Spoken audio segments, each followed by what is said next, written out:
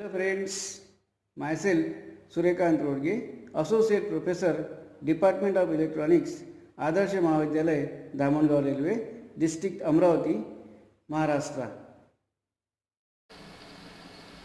Friends, today we are going to study total internal multiple reflection and optical sources. Total internal reflection. As a light ray passes from one transparent medium to another, it changes its direction. This phenomena is called refraction of light. How much that light ray changes its direction depends upon the refractive index of the mediums. So this figure shows the incident light ray and the refracted light ray. So when this incident light ray travels from air medium to the water medium, it bends, and this bending of light is known as refraction of light. How much this beam bends towards the normal or away from the normal depends upon the refractive index of air medium and the water medium. When light passes from one transparent medium to another transparent medium, it bends according to the Snell's law. N1 sin theta 1 equals to N2 sin theta 2, where N1 is the refractive index of medium the light is leaving. Theta 1 is the incident angle between light beam and the normal. N2 is the refractive index of the material light is entering. Theta 2 is the refractive angle between the light ray and the normal. See here, this figure shows the incident light beam and the refracted light beam. So this angle made by this incident light beam with the normal is known as angle of incident, that is theta 1. So angle made by this refracted ray with the normal is known as angle of refraction, which is shown here as theta 2. The N1 is the refractive index of air medium and N2 is the refractive index of water medium. When light passes from lower refractive index medium to the medium with higher refractive index, it bends towards the normal. Conversely, light traveling from higher refractive index to the lower refractive index medium, it will bend away from the normal. This has an interesting implication. At some angle known as critical angle theta c, light traveling from higher refractive index medium to lower refractive index medium will refracted at 90 degree, in other words refracted along the interface. If the light hits the interface at any angle larger than this critical angle, it will not pass to the second medium at all. Instead, all of it will be reflected back into the first medium. This process is known as total internal reflection. So this figure shows three light beams, blue, red and green. So the angle of incidence of this red beam with the normal is equals to the theta c, that is equals to critical angle. So this, when this red ray hits at this particular interface, then it is refracted along the interface. The angle made by this refracted ray with the normal is 90 degree. Similarly, the angle made by this green light ray is less than the critical angle. So it will, when this ray hits at this interface, then it will pass into the second medium. While this ray, blue ray, which has an angle of incident which is greater than theta c, when hits at this particular interface, then it will not go into the second medium, it will be completely reflected into the first medium. So this phenomena is known as total internal reflection. Now optical sources. The main purpose of optical sources is to convert electrical information into the equivalent optical information or optical signal. The optical sources used for fiber optics communication systems are LED and laser diode. LED is a PN junction diode made from semiconducting materials such as aluminum, gallium arsenide or gallium arsenide phosphide. It emits light by spontaneous emission, that is, light is emitted as a result of recombination of electrons with holes. When recombination of electrons with holes takes place, then energy of recombination of electrons with holes emits through the device in the form of heat and light. We know that electrons are at higher energy level, that is in conduction band, and holes are at lower energy level, which are in valence band. Therefore, when recombination takes place, energy of recombination emits through the device in the form of heat and light. But the semiconducting materials which are used for the construction of LED are translucent semiconducting materials, and therefore most of the energy of recombination emits through the device in the form of light. Various impurities are added during doping process to establish the wavelength of emitted light. So here this figure shows the structure of LED.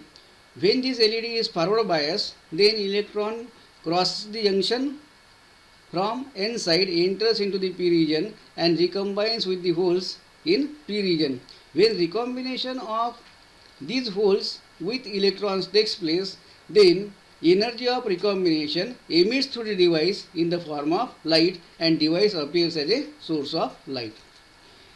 Surface emitting LED is widely used for optical communication system. SLED operates at 850 nanometer wavelength.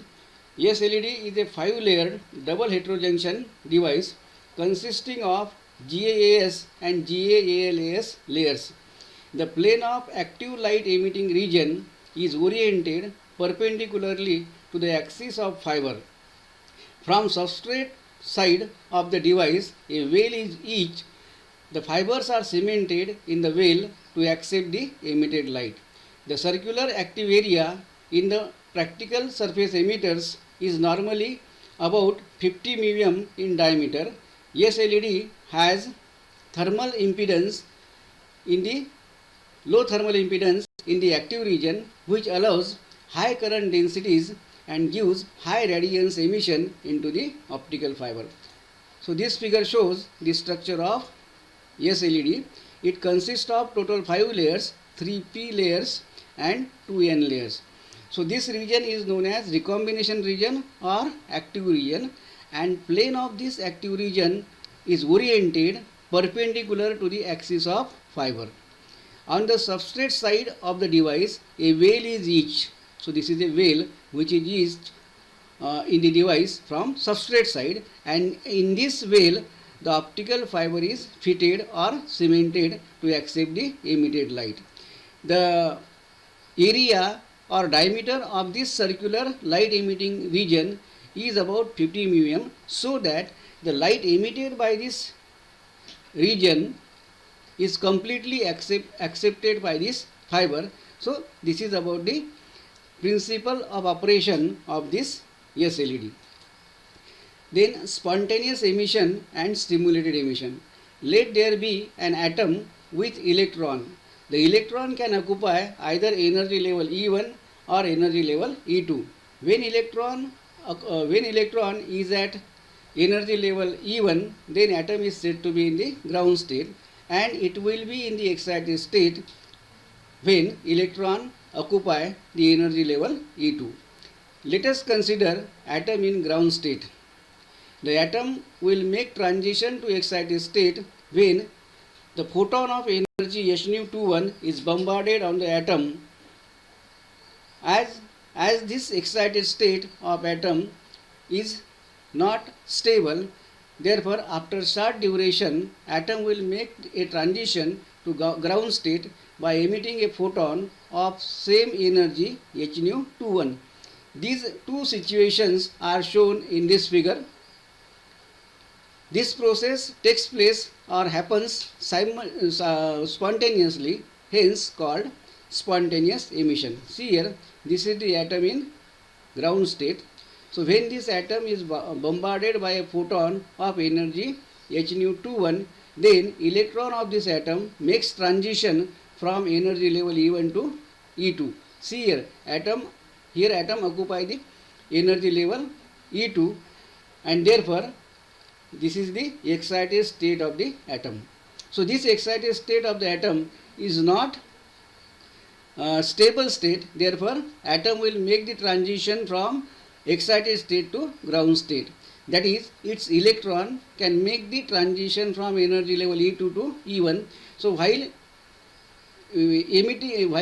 making the transition from energy level E2 to E1, the atom emits the photon of energy h nu 21. So such a emission of photons from the atom is known as spontaneous emission. The spontaneous emission is not only the process, so an excited atom will not wait for the occurrence of spontaneous emission. Now, if the photon of energy h nu 21 is bombarded on the atom which is already in the excited state, then atom is said to be get stimulated and will make the transition to the ground state by emitting a photon of energy h nu 21 in phase with the incident radiation. This is called stimulated emission, which is shown in this figure. So in here atom is in the excited state, and when photon of energy h nu 21 is bombarded on this atom, then atom gets to be stimulated and it makes the transition from excited state to ground state. So while making the transition from excited state to ground state, atom emits the photon of energy h nu 21. So this type of emission of atom photons from the atom is known as stimulated emission. Laser diode has a structure just like to that of a structure of SLED. When forward bias is applied across the laser diode, the charge injection takes place in the active region. This causes recombination process to take place in the active region. As a result of spontaneous emission of photons, there is a stimulation of the charge injected charge carrier takes place, and this stimulation of injected charge carriers produces the other protons.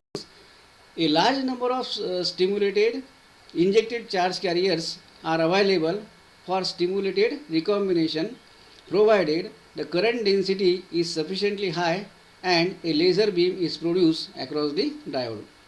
See here, this figure shows the structure of laser LED. This is the active region of laser LED. So this laser LED consists of two P layers and two N layers. When this forward bias is applied across the diode, then charge injection process takes place in this active region. Okay, so this charge injection process causes recombination process to take place in this active region. So this recombination process causes photons to generate in this active region, and these photons which are generated in this particular region stimulates the injected charge carriers, and this stimulation of injected charge carriers causes laser beam to produce across the diode. In this way, this particular laser diode works and produces the laser beam at its output. Thank you.